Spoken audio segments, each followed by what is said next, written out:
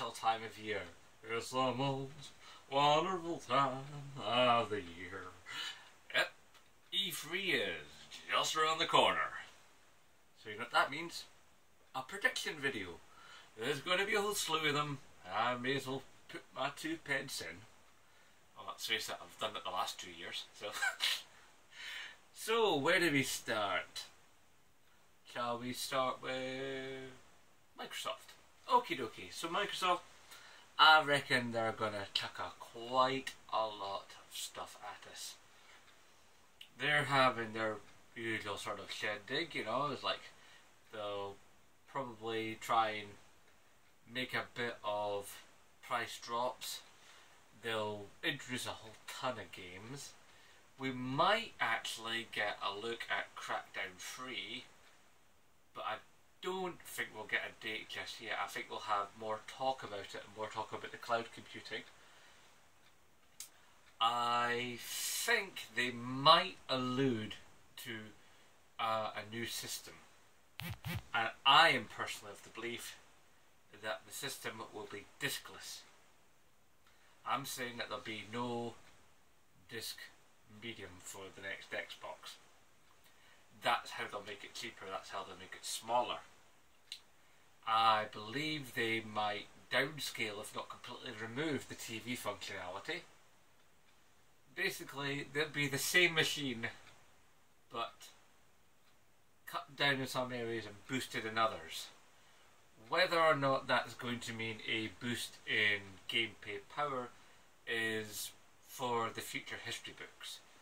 But I do believe that the next Microsoft system will be the same but yet different, if you get my drift. I think they might also fiddle with the controller just a bit. A little bit lighter, maybe a little bit smaller. You know, maybe a little bit more grippy. What else? I think Microsoft will also speak a bit about their network. Plans to make it stronger, plans to make it faster. And their network play, obviously, and things like that. I think they'll try and entice us with the promise of more things and better things to come. Whether or not they can deliver this, of course, it will have to be seen. And I believe they'll obviously have their tie-in titles, and the ones that, like, we get the exclusive DLC maps first and all that kind of craziness. But all in all, I think it'll probably be a pretty decent show that'll be received well. But I think that Microsoft, I think they've lost the momentum. You know, they've had 2 E3s to get the momentum back, and they really have to pull some kind of big rabbit out the hat to get the momentum back. That's just my own personal feeling. You know, they might have some kind of secret sauce, but I think Microsoft are basically, they're kind of treading water at the moment. Maybe the new system will help. Maybe they've got a handheld on the way. Who knows? But I doubt the handheld. The handheld rumours, nah, debunk those. I don't think there's a handheld coming ever from Microsoft. I don't think that's how they roll. But there will obviously be a greater knitting together of what happens on PC and what happens on Xbox. I think those will get closer and closer, especially considering the ecosystem they've been trying to create with Windows 10. I mean, you open up a Windows machine now, it's like it begs in some cases sneakily upgrades to Windows 10. So all kinds of craziness happening with Microsoft. Now, of course, Nintendo are essentially a no-show this year. Not the last time, and I think time before, just do Nintendo Direct. They'll make a presence at E3, but no show. But I think the E3 this year, we might get a look at the system, which means we'll probably get a couple of demos. Probably, I'm thinking we'll get a look at the next Zelda.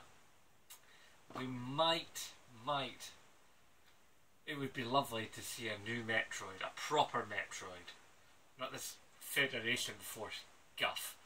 But I think Nintendo will not show us the gamepad. If they show us the system, I think they'll save the gamepad till later. Like, you know, they'll sort of like give us a bit of an outline of what things look like. But I think price, gamepad, and dates will probably be held back for Gamescom. You know, or maybe Paris Games Week, but I think more likely Gamescom, because Gamescom is getting bigger and bigger in the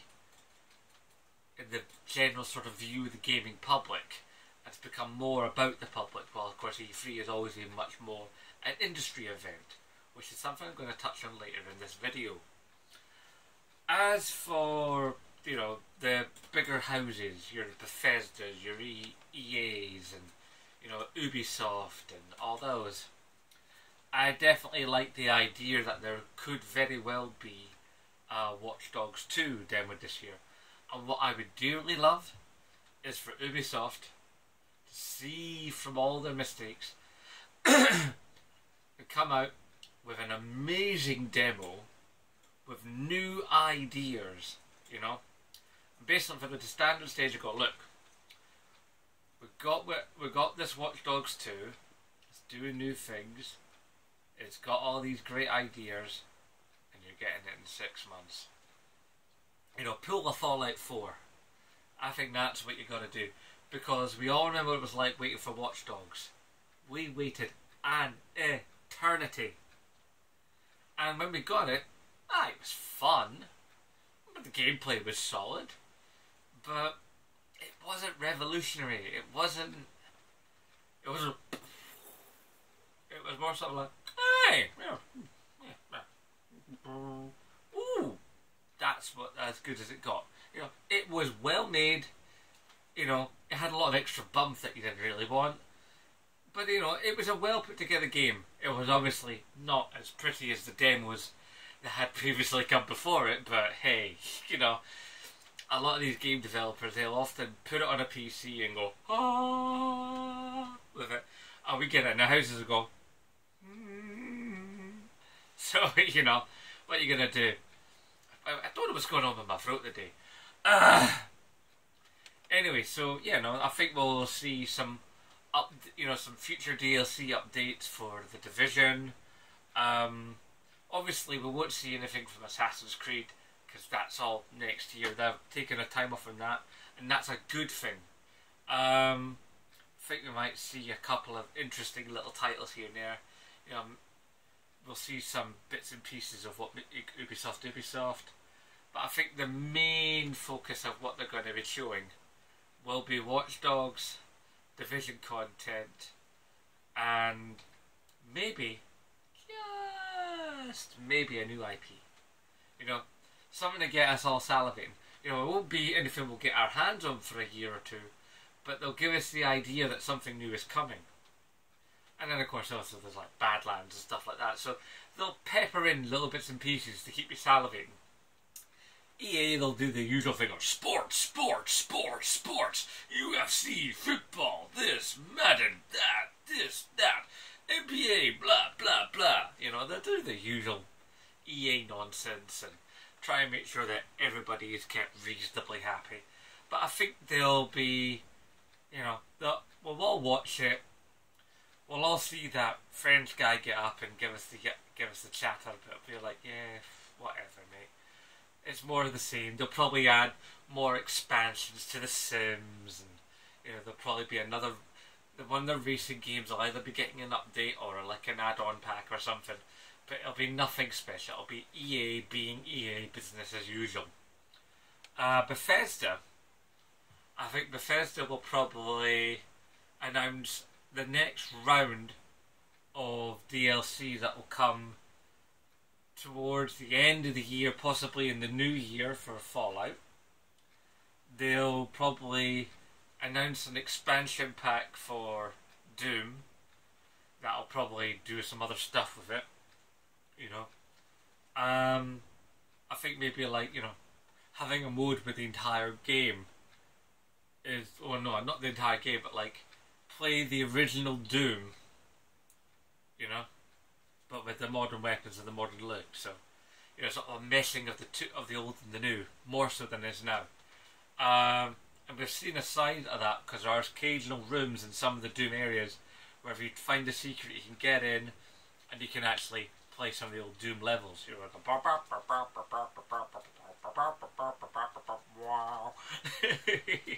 because that's always fun. Let's face it, that old H1N1. Oh man, I love that stuff. But you know, there's some interesting things definitely ahead.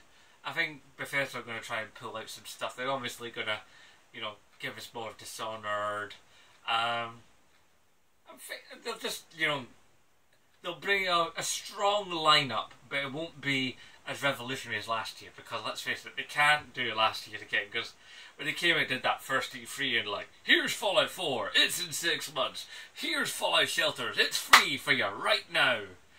I'm bringing out Doom later this year, and then they brought out Doom just there, and it was like, oh my god.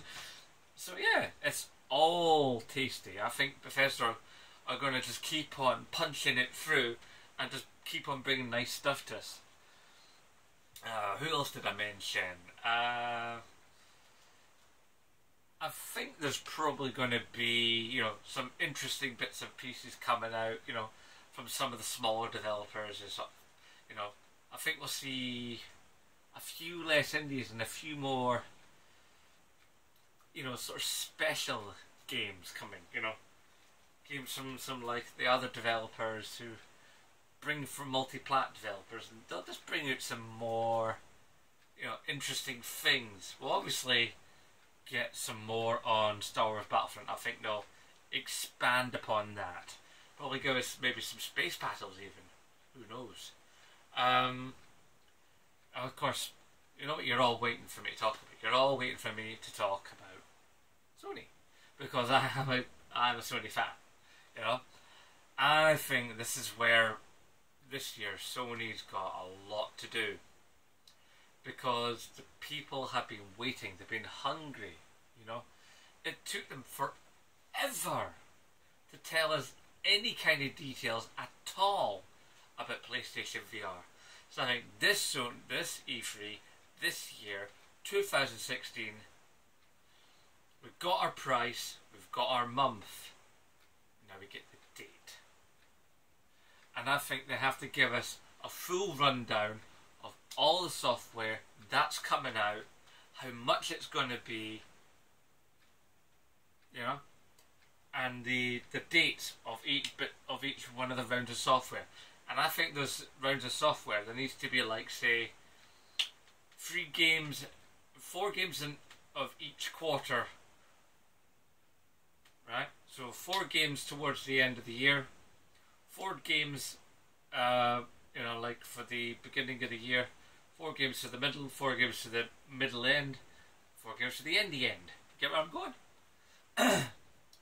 So in all, we're talking like what, about 12 games, 14 games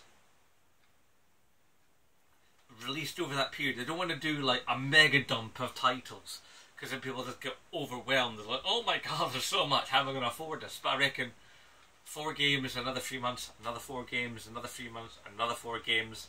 You know, don't so much trickle them out, but like give a nice 1-2 punch of a bunch of titles, a bunch of things that are actually full game experiences for PlayStation VR.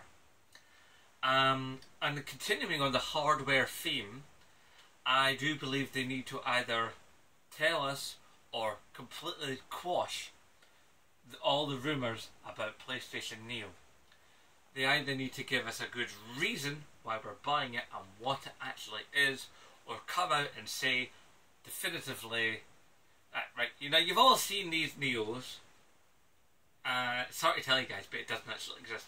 It either needs to be this or that. It does exist or it doesn't exist. If it does exist, more details, price, release, all that kind of happy stuff, right? How much compatibility across the systems? Can I use my DualShock 4? Is there going to be a new DualShock 4? You know? Can I swap my face plates over if you're into that kind of thing? Can I take my hard drive out of my existing PS? You know, how can I swap hard drives about if I need to?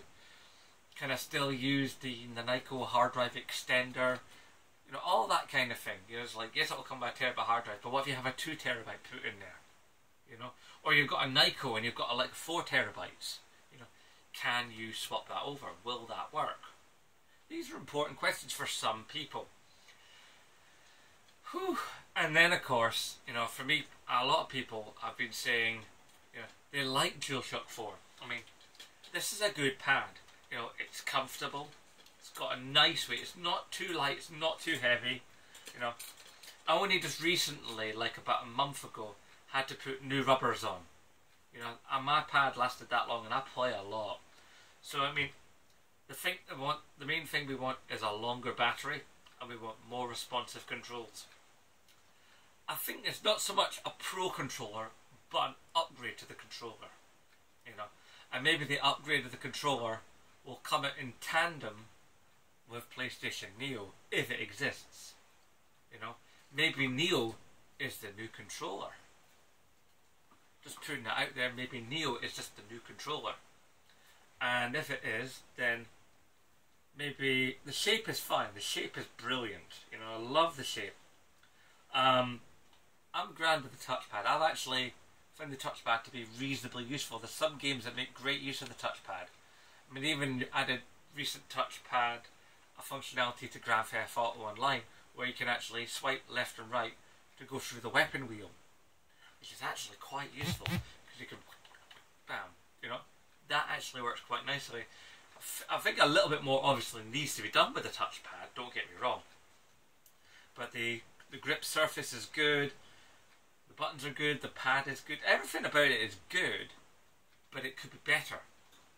And if they were to make another pad with a longer battery, slightly tighten up the controls, you know, then and longer lasting rubber on the sticks, then I would totally upgrade this. I would upgrade this in a heartbeat. Well, not a heartbeat because I'd have to get the money together, but yeah, I think an upgrade on the controller is definitely a must. You know, because that's the main thing. You know, it's like that's how we interact with the games as those controllers. You know, the Xbox One controller, you know, the PlayStation 4 controller, the controller of any system is so very important. I mean, that's why all those years ago, back at the launch of the PS3, you know, everybody went, what the hell are you doing with that thing when they had the boomerang? Oh my god, the boomerang. I think it was a mistake. Thank god Sony pulled that back. Oh dear. Then they gave us, like, you know, the gamepad that didn't have the rumble.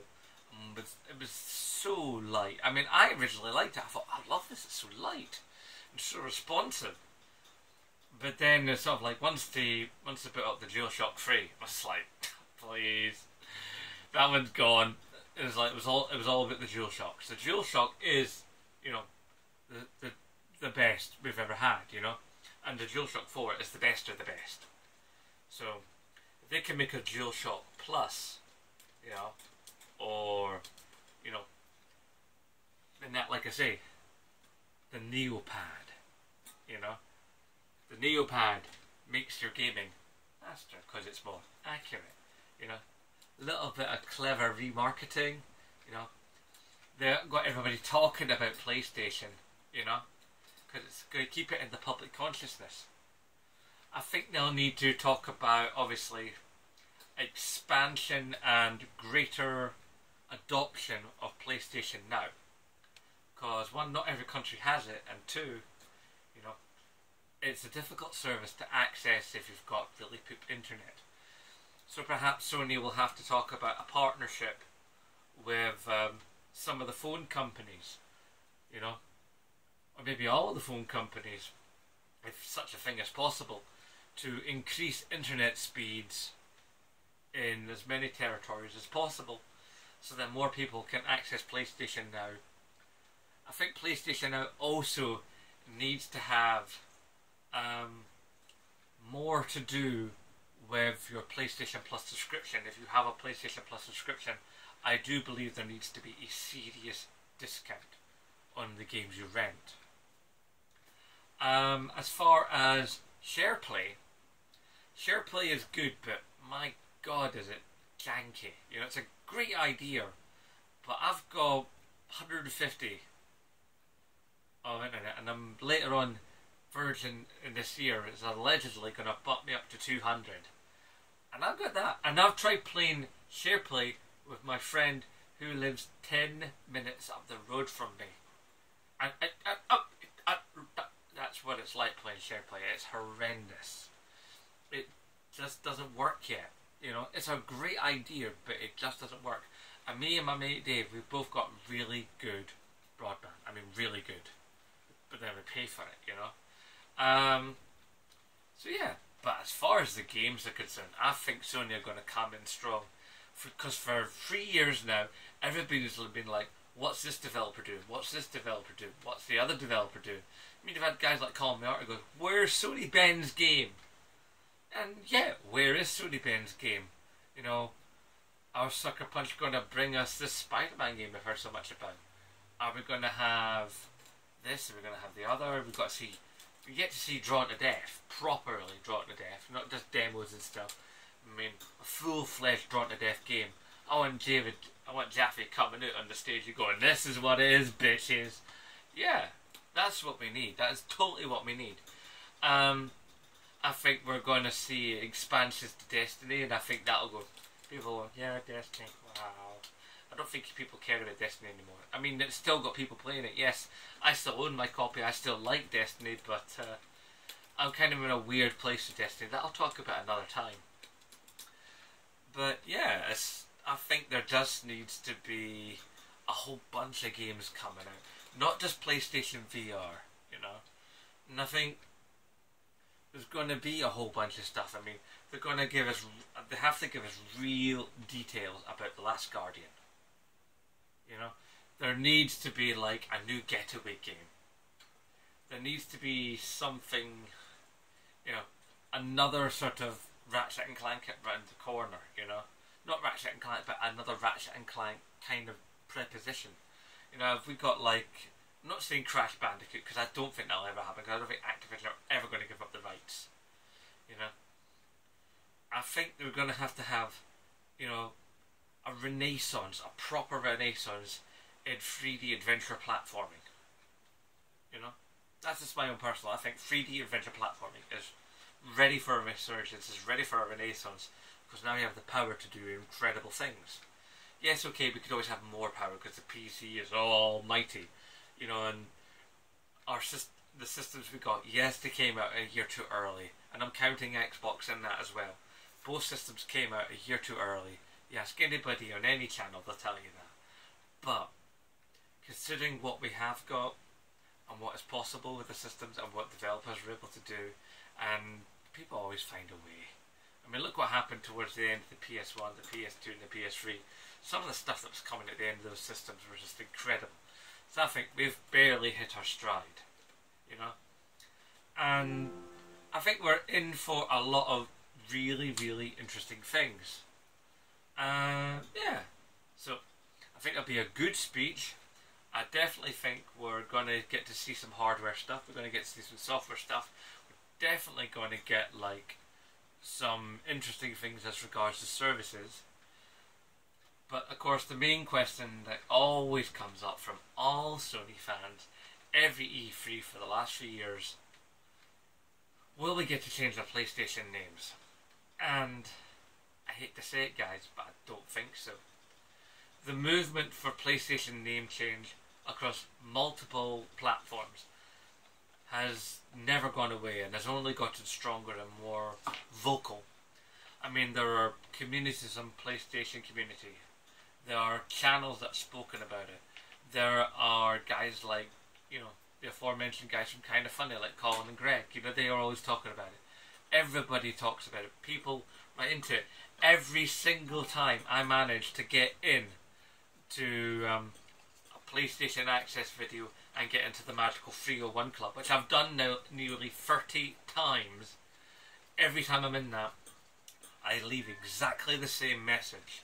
It's like, please let me change my PlayStation name. Bet you won't crown a Scotsman. You know, I dare you. Or something like that, I think it is a type. Because I've got it set on auto, so I just tap, tap, tap, tap, tap the same word over and over and over again on my phone, because it knows the sequence of words, and I just tap them out on my phone, and I get the I can type the entire message in like literally about a second and a half. And that's why there's one time I was even in it, I got the second comment in. I was quite chuffed about that. But I have been in that 301 club like 30 times, and I've never been picked because of what I say. But I don't care that I don't get picked. What I care is Sony see this. But I have severe reservations now that Sony will ever do it. And there was actually a video I did a while ago was why I considered it may not be an option. Well, it's been a long video. Okay guys, so you've heard what I think. So key points, I think Microsoft have got a lot of work ahead of them. I think they're going to bring out a bunch of games, but I think they'll be well received, but I don't think there'll be anything earth-shattering. And I think they will show a change in hardware direction, but still doing the same machine, but just doing it for less money with less bits. Nintendo might show us their system, but they won't show us the gamepad, they won't tell us the price. They probably will show us Zelda. Sony, I think they will definitely give us an actual date for PlayStation VR. I think they will actually give us Last Guardian. I really believe that. I think Infinite, the guys at Sucker Punch have got something interesting. Possibly the Spider-Man tie-in game. Who knows? I definitely believe we'll get some form of upgraded controller for the PlayStation 4 because it is needed. And there'll obviously be lots of discussion about the actual network and the services therein. As always, I invite your commentary in the comments box below, on my Twitter, wherever you like to come at me. It's all good. You could even go to my PlayStation community if you're a PlayStation person. You can find me quite easily by hunting up my PSN, which is DWTKSW. The community is called Zembloke Channels and Stuff. You can come to me there and tell me what you think.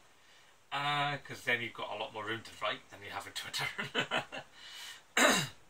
And of course, I will close this video in the manner which I always do. Please remember to rate, favourite, comment, share and subscribe. And of course, as always, I nae bother.